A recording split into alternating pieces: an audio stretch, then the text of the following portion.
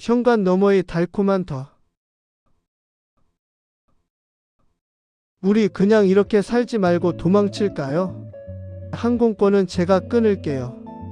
그녀 다이의 목소리는 밤한 개처럼 끈적하고 몽환적이었지만 내 안의 모든 신경을 곤두세웠다. 20년이라는 세월 동안 메마른 사막처럼 황폐해진 내 삶에 그녀는 찰나의 소나기처럼 스며들었다. 그리고 그 빗방울이 피부에 닿는 순간 나는 직감했다. 이건 완전히 다른 세계로의 초대라고. 금기의 영역으로 발을 들이는 찰나 나는 이미 되돌릴 수 없는 강을 건너고 있었다. 내 심장은 불안감으로 미친 듯이 요동치기 시작했다. 마치 사춘기 소년이 첫사랑의 쪽지를 받은 듯한 설렘과 그것이 들통날까봐 바들바들 떠는 두려움이 뒤섞인 기분이었다. 어둠 속이라 그녀의 표정은 읽을 수 없었지만 내 몸을 감싸는 그녀의 뜨겁고 부드러운 살결, 목구멍에서 터져나오는 낮은 신음, 그리고 내 허리를 조이는 그 절실한 힘은 지난 20년간 아내 유진에게서는 단 한 번도 느껴본 적 없는 것이었다. 그것은 순수한 열망이었고 나를 압도하는 낯선 에너지였다. 동시에 이 모든 것이 언제 깨질지 모르는 신기루 같다는 불안감이 그림자처럼 따라붙었다. 얇은 현관문 하나만 열면 아내 유진이 잠들어 있다는 공포감? 아니, 그때 내 머릿속을 지배한 건 술기운이나 두려움 따위가 아니었다. 오히려 그 금지된 상황이 바짝 말라비틀어졌던 내 몸속 도화선에 불을 붙였다. 나는 마치 무엇에 홀린 사람처럼, 아니 굶주린 짐승처럼 허리를 움직이며 다이를 더 깊숙이, 더 간절하게 파고들기 시작했다. 내 입에서는 나 자신조차 낯선 짐승 같은 신음이 터져 나오기 시작했다. 쾌락의 파도는 나를 집어삼켰고 그 파도 아래에서 나는 이전에는 알지 못했던 나의 또 다른 얼굴을 발견했다. 결혼 20년 차 무미건조한 남편이자 평범한 자영업자 정으로만 살던 내가 905라는 금단의 현관문을 열고 파멸인지 쾌락인지 모를 그 구렁텅이로 빠져들게 된 건 바로 그 숨막히던 순간부터였다. 하지만 그와 동시에 내 영혼을 갉아먹을 죄책감과 공포의 씨앗도 함께 심어졌음을 나는 그때 미처 알지 못했다. 내 심장은 불안감으로 끊임없이 떨리고 있었습니다. 그날 밤의 충격적인 청각적 경험 이후 내 삶의 모든 신경은 온통 현관문 건너편 905로 쏠려 있었다. 아내 유진이 출근하고 텅 빈 집안에 홀로 남겨지면 나는 습관처럼 현관문을 조심스럽게 열고 복도를 응시하곤 했다. 905의 철문이 닫혀 있는지, 혹시 다이가 나오지는 않을지, 아니면 그녀의 남편 지훈 씨가 드나들지는 않을지. 심장은 불안감으로 계속해서 쿵쿵하고 불규칙하게 뛰었다. 마치 청년 시절에 짝사랑하던 여고생의 집 앞을 서성이는 기분이었다. 40대 후반의 남자가 이런 감정을 다시 느끼다니 헛웃음이 나올 지경이었다. 그 기다림마저도 나를 흥분시키는 묘한 자극제가 되었다. 상상 속에서 나는 이미 수십 번도 더 그 문을 열고 다이의 침실로 걸어 들어가고 있었으니까요. 이 숨막히는 긴장감은 내가 살아있음을 느끼게 하는 유일한 통로였던 것 같습니다. 억압된 욕망이 날갯짓하는 순간 나는 나 자신이 어떤 위험한 경계선 위에 서 있음을 알고 있었습니다. 하지만 언제라도 이 모든 것이 발각될 수 있다는 생각엔 등줄기에 오싹하는 식은땀이 흘러내렸습니다. 어쩌다 엘리베이터에서 마주친 맞은편 집 여자 다이의 실물은 내 상상보다 훨씬 더 아름답고 근사했습니다. 30대 후반쯤 되었을까? 흰 블라우스 아래로 드러나는 쇄골의 선명한 곡선, 나를 보며 안녕하세요 정우 사장님하고 웃을 때 살짝 드러나는 목덜미의 하얀 피부조차 관능적으로 느껴졌다. 그 묘한 대비는 나를 더욱 미치게 했다. 단아함 속에 숨겨진 뜨거움, 그것이 나를 유혹하는 치명적인 매력이었다. 온통 회색 먹구름이 가슴을 훔쳐내린다. 숨이 멈춘 듯 내 속마음이 들킬까 봐 두려워 뇌하고는 눈꼬리를 돌린다. 경비실 택배 장부를 기웃거리다가 그녀가 평일 낮에는 거의 혼자 집에 있다는 사실을 알아낸 건 어쩌면 내 본능이 이끄는 필연이었을지도 모른다. 그녀의 남편 지훈 씨는 초등학교 교사로 아침 일찍 출근해 저녁 늦게 돌아오는 규칙적인 생활을 하고 있었다. 그 사실은 내게 죄의식과 함께 은밀한 가능성을 안겨주었다. 위험하지만 피할 수 없는 달콤한 더. 그 도출을 향하는 발걸음은 불안감으로 끊임없이 떨렸다. 처음 다이와 제대로 대화를 나눈 날이 기억난다. 아파트 지하 헬스장에서였다. 나는 주 3회 오전 운동을 하는데 그날따라 그녀가 러닝머신에서 가볍게 걷고 있었습니다. 저는 모르는 척하며 운동하고 있는데 그녀가 다가왔습니다. 어머, 정우 사장님, 여기서도 뵙네요. 다이가 놀란 눈으로 밝게 웃으며 나를 맞이했습니다. 그 순간 나는 내 심장이 쿵 하고 내려앉는 것을 느꼈죠. 심장이 목구멍까지 치솟는 듯한 아찔한 흥분감이었습니다. 어머, 다이씨, 여기서 운동하세요. 전 여기 자주 오는데. 너스레를 떠는 내 목소리가 가늘게 떨렸지만 그녀는 다행히 눈치채지 못한 듯 했다. 오히려 적적한 평일 오전에 만난 이웃을 반기는 눈치였다. 그 평범한 순간이 내게는 거대한 서곡처럼 느껴졌습니다. 남편이 운동 좀 하라고 회원권을 끊어줬는데 혼자 하려니까 재미가 없네요. 정우 사장님은 몸이 정말 좋으시네요. 다이의 시선이 내 팔뚝과 가슴을 후렸다. 나는 40대 후반이지만 꾸준한 운동 덕분에 30대 못지않은 근육질 몸을 유지하고 있었다. 자영업자라 시간 관리가 자유로운 것도 한몫했지요. 그녀의 시선은 잊고 있던 나의 남성성을 다시 일깨웠다. 하하, 나이 들수록 관리 안 하면 금방 무너지잖아요. 다이씨, 운동 초보로 시작하셨으면 제가 좀 알려드릴까요? 그날부터 우리의 오전 십시는 은밀한 약속 시간이 되었다. 헬스장의 땀 냄새와 다이의 향수.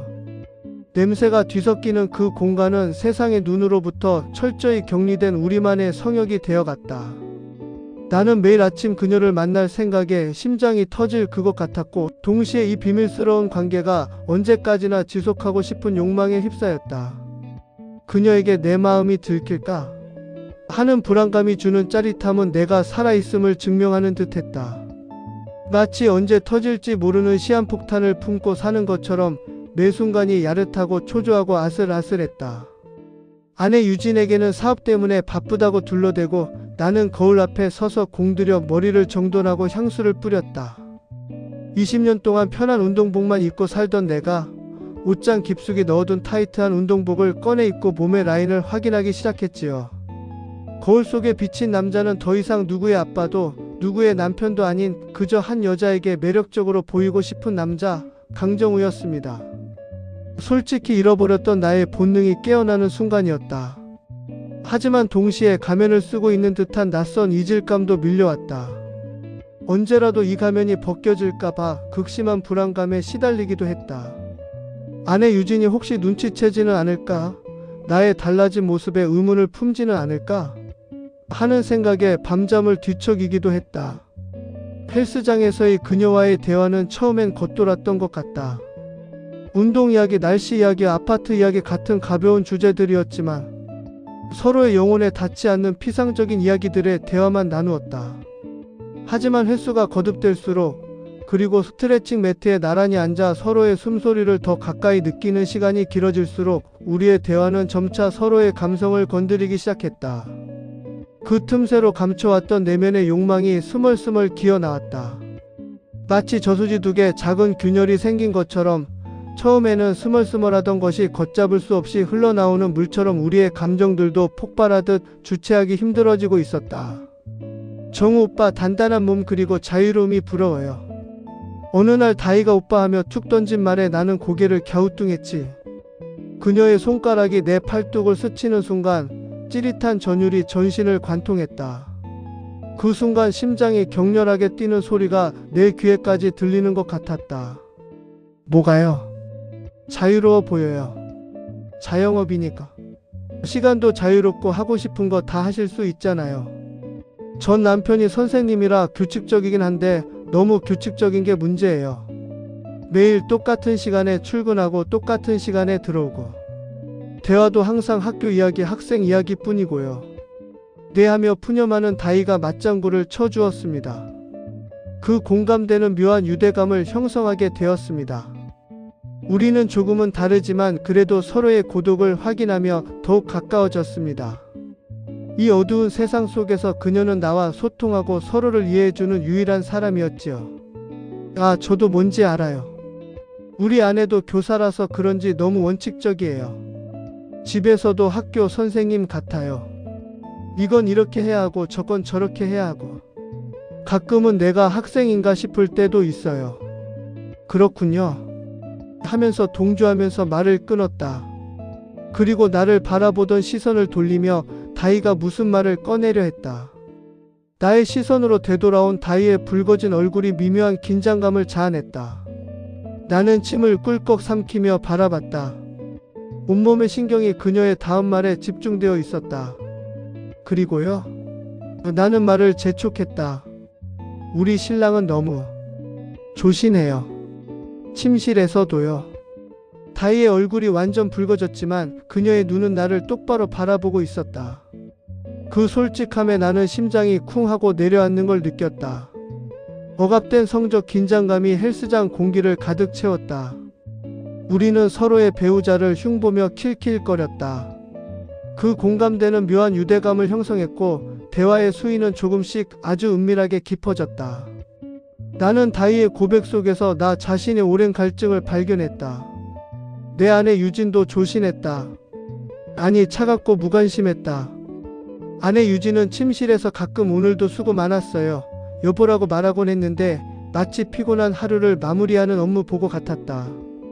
그 생각에 걷잡을 수 없는 허무함이 밀려왔다. 나는 다희에게서 구원받을 수 있을까? 아니면 이 어둠 속으로 더 깊이 끌려 들어갈까? 이 아슬아슬한 줄타기는 언제까지 계속될까? 그 불안감에 손끝이 저려왔다. 빗방울이 유리창을 때리던 어느 날이었다. 헬스장에는 우리밖에 없는 조용한 공간이었다. 빗소리가 모든 소음을 삼키고 우리 둘만의 밀실을 만들어 주었다. 이때 다희가 젖은 눈으로 나를 바라보며 한숨을 푹 쉬더군. 그녀의 눈빛은 비에 젖은 강아지처럼 위태로워 보였다. 정우 오빠, 사실 제가 요즘 너무 외로워요. 다희의 목소리는 작았고 음은 갈라져 있었다. 내 심장이 격렬하게 뛰기 시작했다. 터질 것 같은 심장을 애써 진정시켜야만 했다. 왜요? 남편분이 잘해주시잖아요. 나는 뻔한 대꾸했다. 진심을 숨기기 위한 방어막이었다. 잘해주는 것과 제가 원하는 건 다르잖아요. 다희의 눈에서 눈물이 한 방울 흘러내렸다. 그 눈물은 내 심장을 파고드는 비수 같았다. 우리 남편 지훈 씨는 저를 도자기 다루듯이 해요. 조심스럽고 정중하고 예의 바르게. 근데 저도 여자예요. 가끔은 거칠게 다뤄지고 싶고 정신없이 사랑받고 싶은데 말입니다. 다희의 고백은 내 가슴속 뇌관을 건드렸다. 나 역시 골물대로 골마있던 상처가 있었다. 아내 유진의 차가운 시선과 수동적이며 의무적인 접촉은 나를 점점 더 말라가게 했었다. 나는 다희의 외로움 속에서 나의 고독을 보았다. 우리는 마치 거울을 보는 듯 했다. 나는 홀린 듯이 내 속내를 털어놓았다. 빗소리가 우리의 비밀을 감싸주는 듯 했다. 밖의 세상과 단절된 이 공간에서 나는 모든 가면을 벗어던졌다. 다희 씨만 그런 거 아니에요. 우리 아내 유진은 아예 관심이 없어요. 어쩌다 관계에도 항상 의무처럼 해요. 빨리 끝내고 싶어 하는 눈빛을 볼 때마다 내가 남자가 아니라 짐승이 된 것 같아요. 나도 아직 혈기왕성한데 이렇게 썩어가는 기분이 들 때가 많아요. 그 순간 우리 사이의 공기가 바뀌었다. 헬스장 안을 흐르던 음악 소리가 멈춘 듯했고 서로를 바라보는 눈빛에는 연민을 넘어선 끈적한 욕망이 서리기 시작했다. 우리는 서로의 영혼 깊숙한 곳에 박힌 상처를 알아본 죄인들이었다.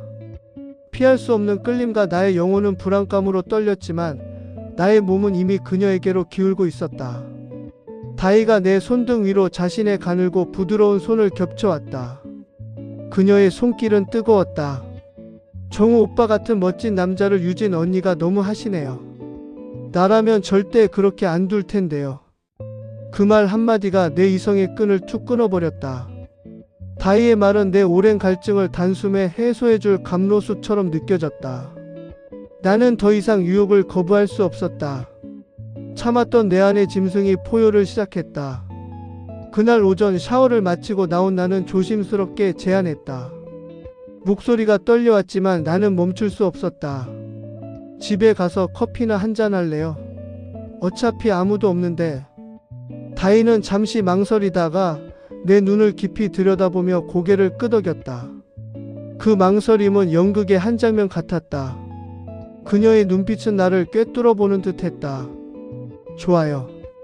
근데 우리 집으로 갈래요? 오빠 집은 유진 언니의 흔적이 많을 것 같아서 불편해요. 내 집으로 오시면 아내 유진의 흔적 때문에 죄책감이 들 것을 미리 알고 있는 듯한 그녀의 말에 나는 소름이 돋으면서도 동시에 묘한 해방감을 느꼈다. 완벽한 은밀함. 나는 그녀의 손에 이끌려 기꺼이 미지의 세계로 발을 들였다. 현관문을 향해 걸어가는 내 발걸음은 불안감과 기대감으로 뒤섞여 끊임없이 떨렸다. 905의 철문이 닫히고 도어락이 잠기는 소리가 났을 때 난 갇혔다는 두려움보다는 드디어 해방되었다는 짜릿함이 온몸을 휘감았다. 맞은편 집, 그것도 이웃집이라는 공간이 주는 느낌은 상상 이상이었다. 다희는 내게 커피를 권했지만 나는 이미 이성을 잃고 있었다. 내 심장은 불안감으로 미친 듯이 뛰고 있었지만 욕망은 그 불안감마저 압도했다. 커피를 내리고 있는 그녀에게 다가갔고 나는 다희를 벽으로 거칠게 밀어붙였다. 쿵 하는 소리가 집안을 울렸고 그 소리는 내 심장의 박동처럼 느껴졌다. 거친 숨소리와 함께 내 입술이 그녀의 입술을 찾았고 20년간 잠들어 있던 내 모든 감각이 비명을 지르며 깨어났다. 다희의 입술은 뜨거웠고 그 뜨거움은 내 안에 쌓여있던 모든 갈증을 한순간에 폭발시켰다. 나는 그녀의 향기에 취해 정신없이 탐닉했다. 거실에서 침실로 이어진 우리는 마치 굶주린 짐승 같았다. 우리는 서로의 옷을 찢어발기듯 벗겨냈고 다희의 알몸을 마주했을 때 나는 숨이 멎는 줄 알았다. 아내 유진의 마른 체형과는 차원이 다른 적당히 풍만하고 탄력 있는 몸. 무엇보다 내 시선을 사로잡은 건 그녀의 가슴이었다. 아내 유진과는 비교조차 할 수 없는 크기와 부드러움이 나를 압도했다. 나는 꿈속에서만 그리던 이상적인 여성의 몸을 눈앞에서 마주한 것이다. 내 몸은 쾌락으로 떨렸지만 한편으로는 이 모든 것이 현실이 아닐까 봐 두려웠다. 정우 오빠, 천천히 해요. 오래 안 해봐서. 다희의 떨리는 목소리에 나는 더욱 조심스럽게 그녀의 몸을 탐색했다. 목덜미에 입을 맞추고 쇄골을 따라 내려가고 가슴 위에서 한참을 머물렀다. 그녀의 향기가 내 모든 감각을 마비시켰다. 다희의 몸은 점점 뜨거워졌고 흥분으로 가득 찬 그녀의 목소리는 내 이름을 부르기 시작했다. 정우 오빠, 좋아요. 계속해요. 충분히 달아오른 후 나는 천천히 그녀 안으로 들어갔다. 그 순간 나는 세상의 모든 고통과 죄책감을 잊었다. 다희의 몸이 내 것을 받아들이며 떨렸다. 오랜만이라 그런지 너무 조여와서 나 역시 정신을 잃을 것 같았다. 우리는 완벽하게 하나가 되었다. 괜찮아요? 아파요? 아니요. 좋아요. 정우 오빠, 움직여요. 나는 천천히 그러나 깊게 움직이기 시작했다. 다희는 내 등을 긁으며 다리는 내 허리에 감았고 우리는 하나가 되어 뜨겁게 움직였다. 침대가 부서질 듯 흔들리고 우리의 앓는 소리가 방 안을 가득 채웠다. 그 소리는 나를 더욱 격정적으로 만들었다. 다희씨, 너무 좋아요. 저도요.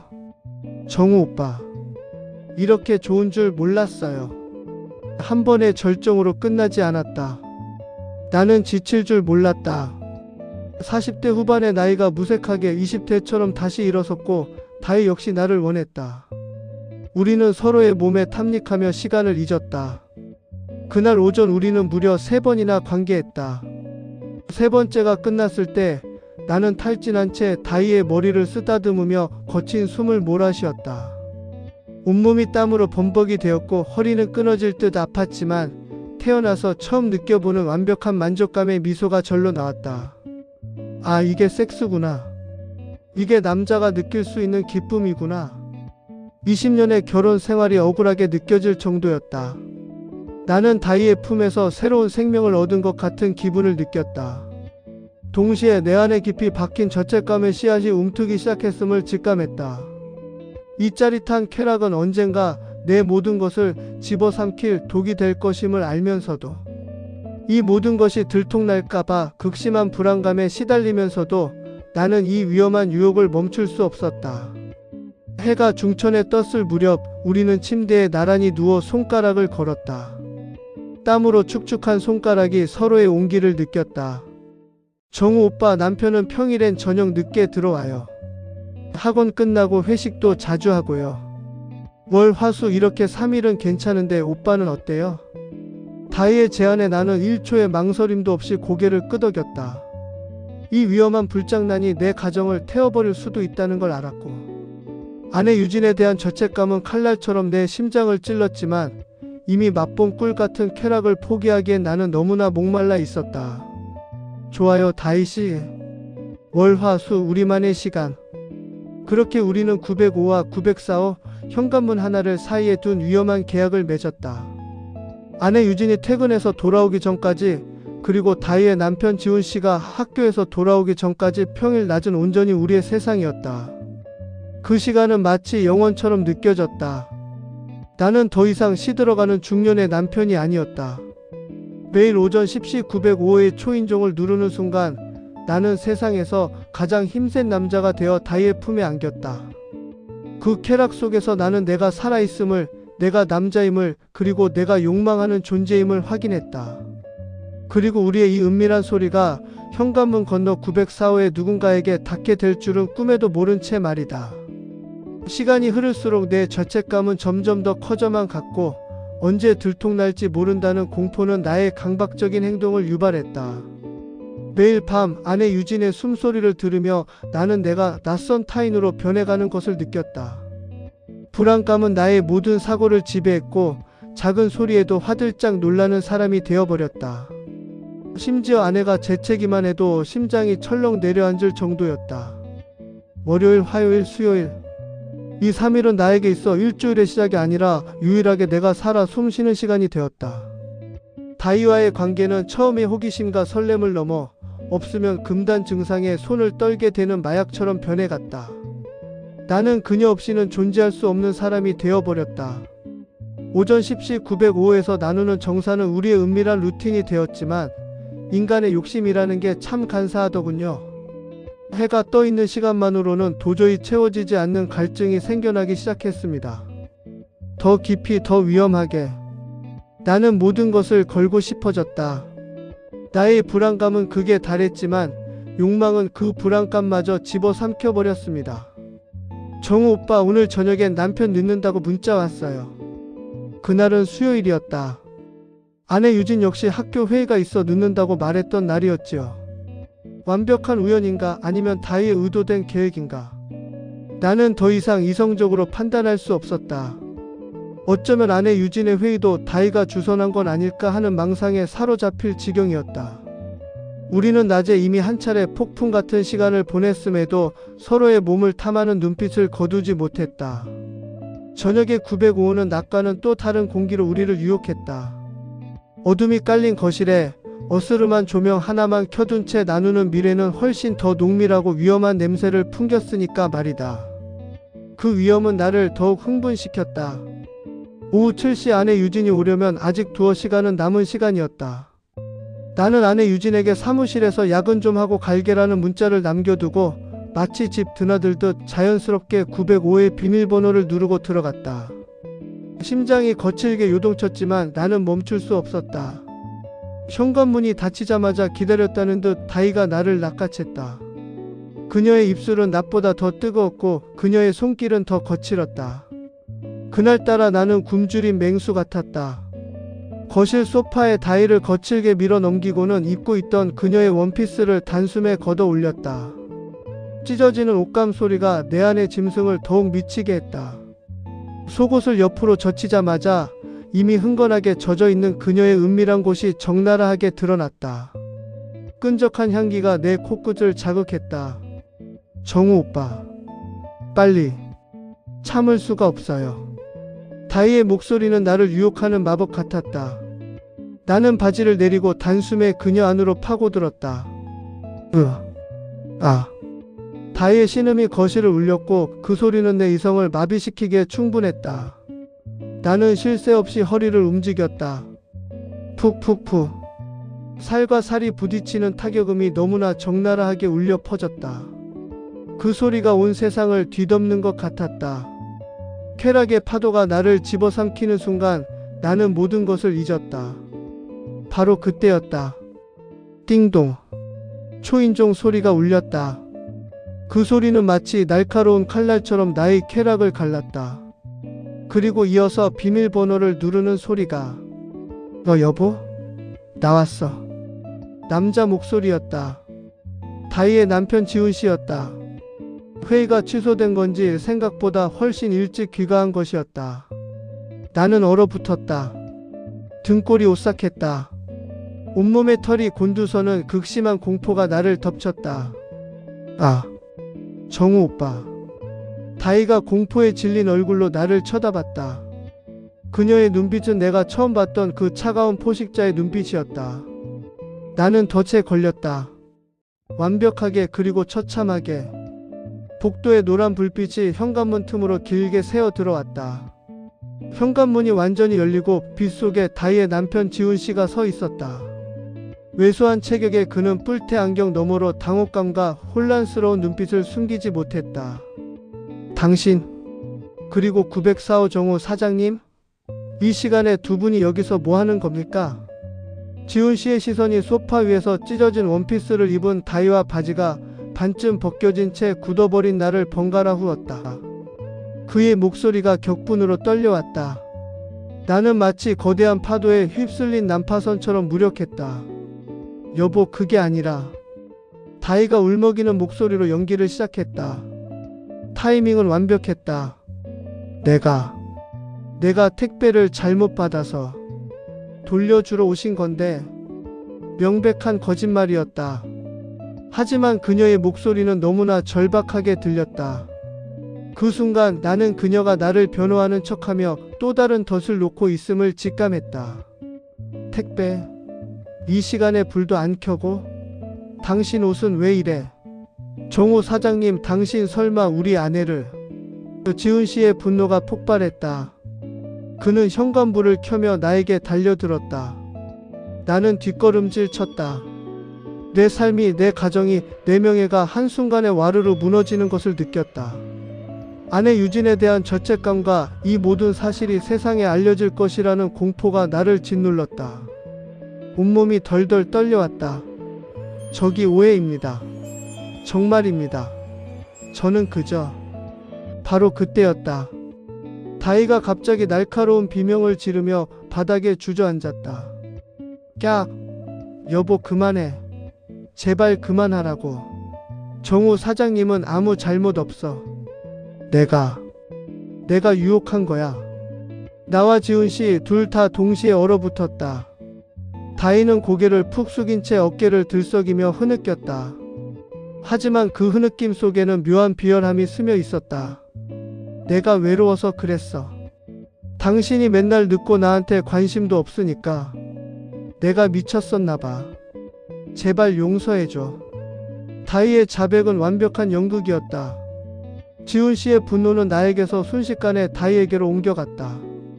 자기 아내가 이웃집 남자를 유혹했다는 사실은 그의 자존심을 산산조각 냈다. 그는 이성을 잃고 소리치며 바닥에 주저앉은 다이의 팔을 거칠게 잡아 일으켰다. 뭐? 당신 지금 뭐라고 했어? 유혹? 당신 제정신이야? 으악, 아파. 여보, 잘못했어. 살려줘. 다이의 비명은 비수처럼 내 심장을 꿰뚫었다. 나는 그 틈을 타 죽을 힘을 다해 현관으로 도망쳤다. 등 뒤에서 지훈 씨의 고성과 다이의 비명이 뒤섞여 아수라장이 펼쳐졌지만 나는 뒤도 돌아보지 않고 904호로 뛰어들어 문을 잠갔다. 현관문에 등을 기댄 채 바닥으로 주저앉았다. 심장이 미친 듯이 뛰었다. 나는 살았다. 하지만 동시에 모든 것을 잃었다. 다음날 아침 905 사건은 아파트 단지를 발칵 뒤집어 놓았다. 간밤에 경찰차가 출동했고 905 남편 지훈 씨가 폭행 혐의로 연행되었다는 소문이 돌았다. 아내의 외도 사실을 알고 격분한 남편이 아내를 심하게 때렸다는 것이었다. 다희는 완벽하게 피해자가 되었다. 나는 죄책감과 안도감이 뒤섞인 복잡한 심경으로 사태를 관망했다. 다행히 내 이름은 언급되지 않았다. 이웃집 남자는 그저 피해자의 비명을 듣고 달려온 목격자 정도로만 묘사될 뿐이었다. 며칠 후 아내 유진이 퇴근길에 엘리베이터에서 다희를 만났다고 했다. 여보, 905 다희 씨 말이야. 오늘 엘리베이터에서 봤는데 세상에. 아내 유진이 혀를 찼다. 얼굴에 멍이 시퍼렇게 들었더라. 선글라스로 가리긴 했는데 다 보이더라고. 팔에 깁스도 하고 있고. 쯧쯧, 남편이 얼마나 때렸으면. 평소에 얌전해 보이더니 남자가 완전 의처증의 폭력 남편이었나봐. 아내 유진의 말에 나는 가슴이 철렁했다.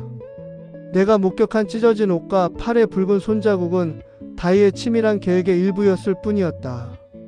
남편이 오기 직전 그녀 스스로 상처를 내고 옷을 찢었을 것이다. 그날 밤의 비명은 그녀가 원하는 결과를 얻기 위한 완벽한 연기였다.